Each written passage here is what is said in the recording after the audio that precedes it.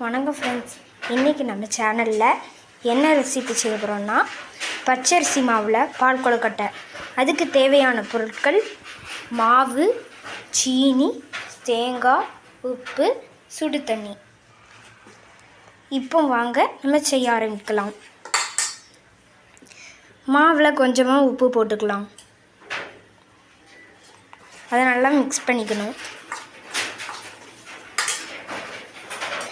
தேவையான அளவுக்கு கொஞ்சம் கொஞ்சமாக தண்ணி ஊற்றி மாவை பிசையுங்க.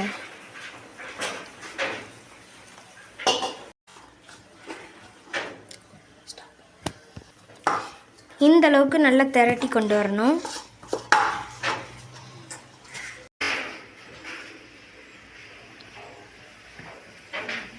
கொஞ்சோண்டு கையில் எண்ணெய் ஊற்றிட்டு பிசையுங்க.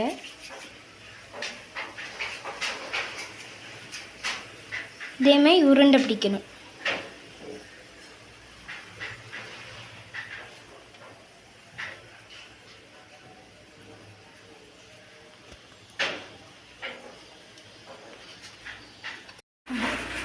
ஃப்ரெண்ட்ஸ், இதேமாதிரி எல்லா உருண்டையும் பிடிச்சி வச்சுக்கணும்.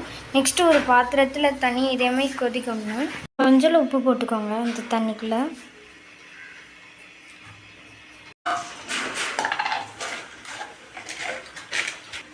மூணு ஏலக்காய் இதேமாதிரி பிச்சு போட்டுக்கோங்க. இந்த உருண்டையை நம்ம உருட்டி வச்சுருக்கிற உருண்டை ஃபுல்லாக அந்த தண்ணிக்குள்ளே தூக்கி போடும்.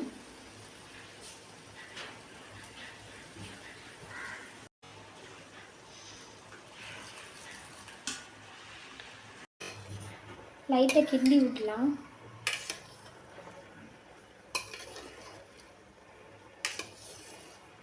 நல்லா கொதிச்சிட்ருக்கு. இப்போ நம்ம எடுத்து வச்சுருக்கிற தேங்காய் பாலை ஊற்றிக்கலாம்.